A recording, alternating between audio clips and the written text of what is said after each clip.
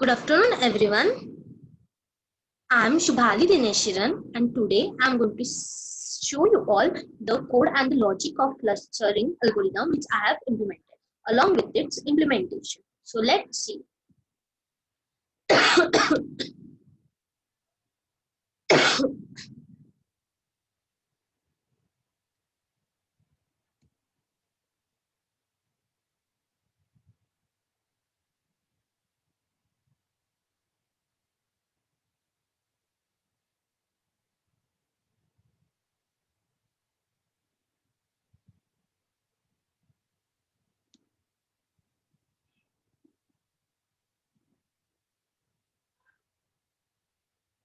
So this is the our clustering algorithm. I have implemented it for the 2D example.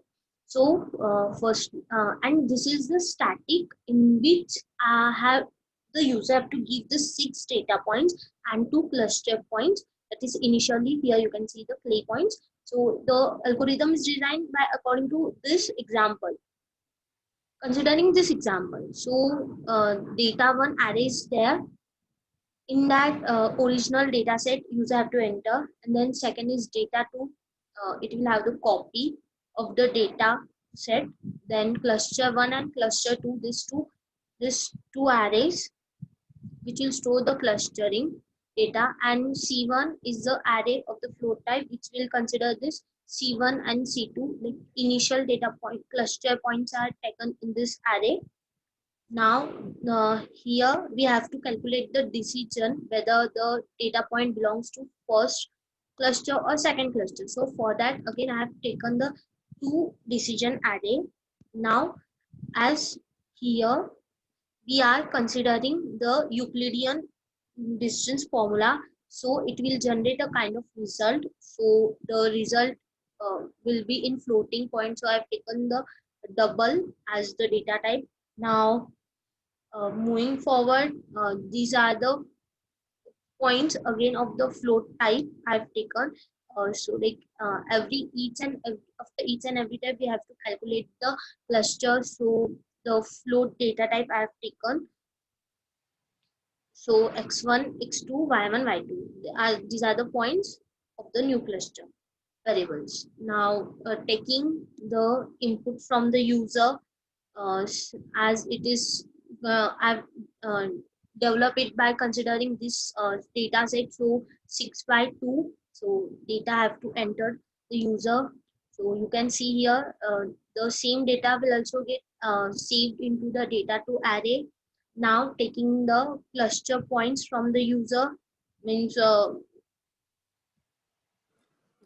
initial points, this cluster points user will enter. You can take it by either for loop, or you can directly by the simple formula by simply initializing the array can do. Now here the main logic is going to begin.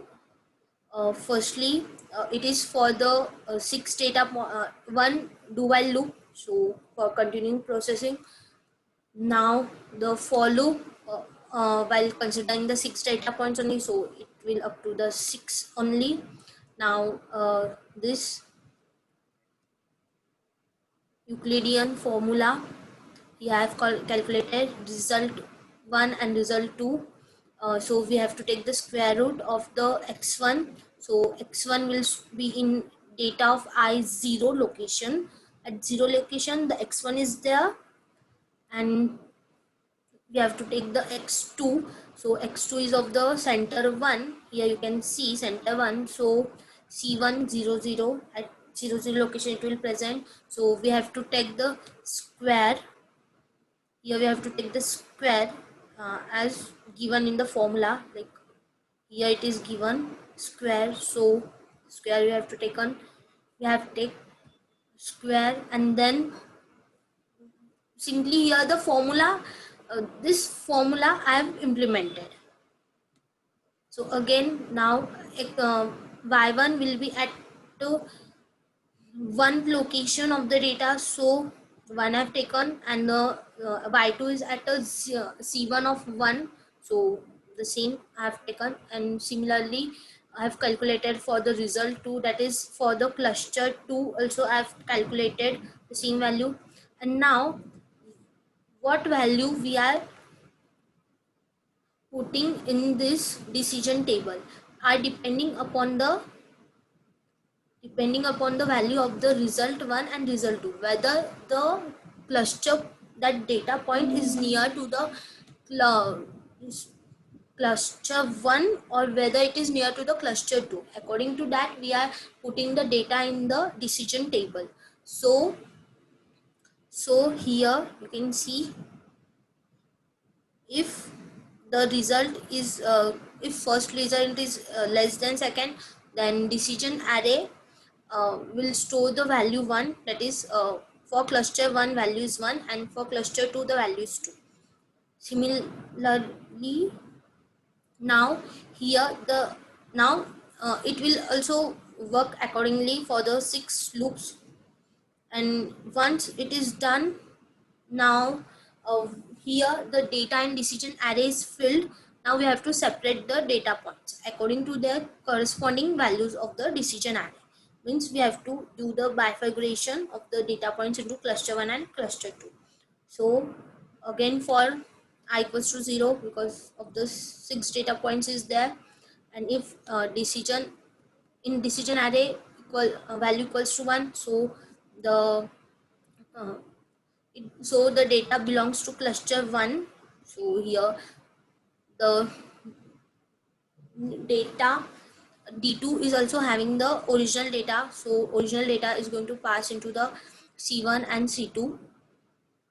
After this, if it will check for the both for decision array equals to 1, similarly for decision array equals to 2. If it is true, then value, that data point will store into the cluster 2 array.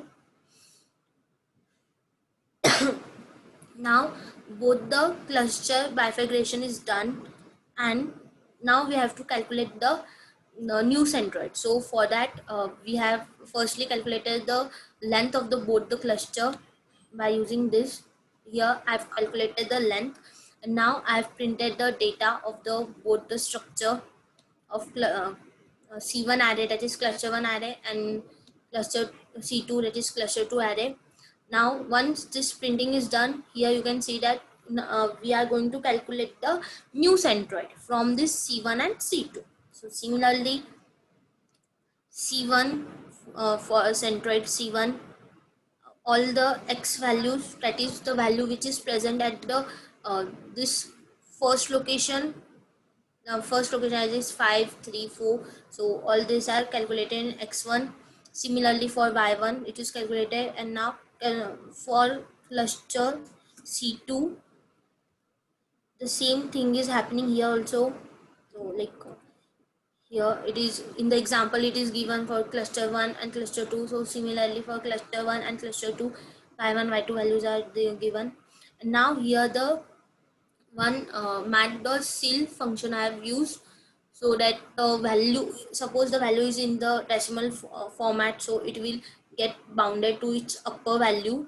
So suppose the value is 10.5, so it will get converted into the 11. So for that purpose, for better calculation, I have taken mat.sil for x1 y1, that is for the new center points of the cluster, that is for the x1 y1.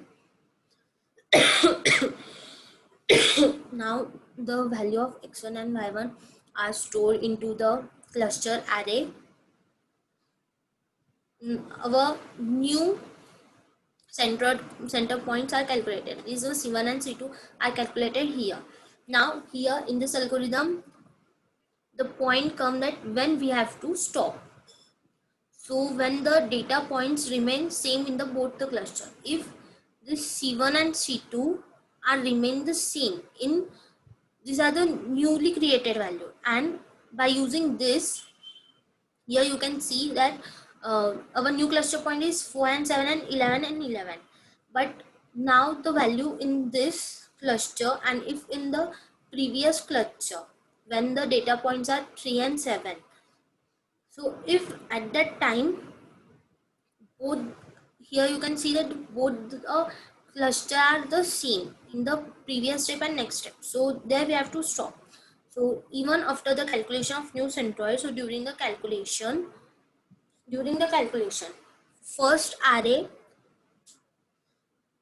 and the second decision array I have used, so to see that whether the in the both first step and second step are having the same decision, like same center data points or not. So if they are having the same decision point, we have to stop there only. We have to print the message that both the cluster points are same now, C1 and C2, and we have to break. And this is the logic for the break I've used.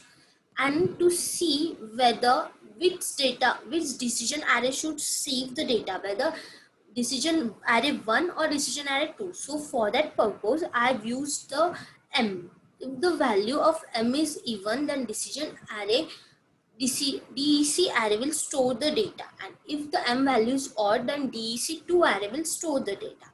Similarly, so here we can see that if the M value, firstly M value is initialized to 0, if M value mod 2 equals to 0, that is if the value is even, then decision array DEC will store the data, and if the value is odd, M value is odd, then DEC2 will store the data. Similarly here also, if if M value is even, then we have to check the value which is present in DEC array, and if M value is odd, that is else, then we have to check the data of DEC2 array. So in this way the whole calculation and the implementation of the program works. Now let's run the program and see its actual output. Now here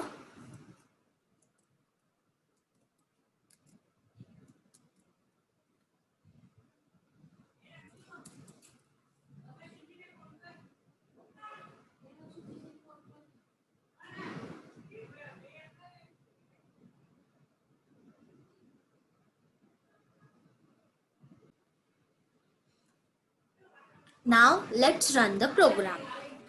Java C cluster.java.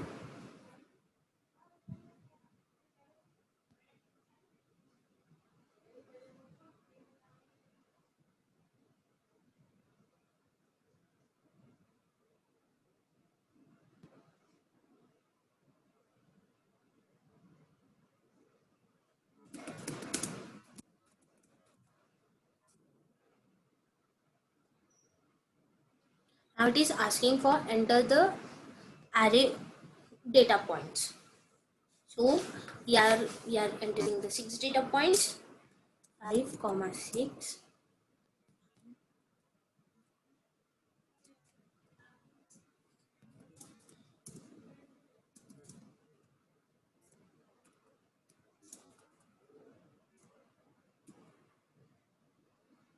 14 space 12. So the data point is entered, and now the cluster 3, 5, 9, 8. Now you can see that the cluster array C1 is printed, and it has calculated the C2 array also, and the new cluster points are also calculated. But in the next step, you can see the value in the C1 array is also the same as the previous C1 array, and the value in the C2 array is also the same as the value in the previous C2 array. So both the cluster points are the same now in the C1 and C2, and therefore it has stopped here. So hope you all. So this is the static one, and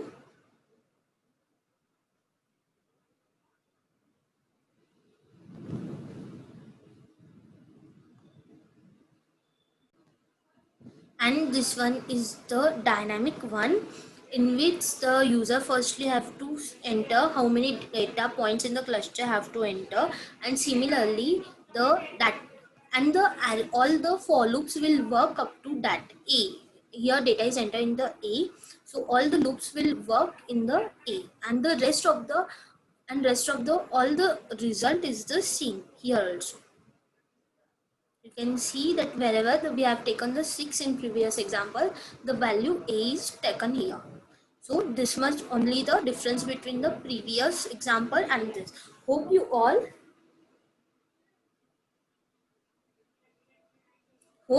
all understood this very well, and thank you so much for listening me with the great patience, and thank you.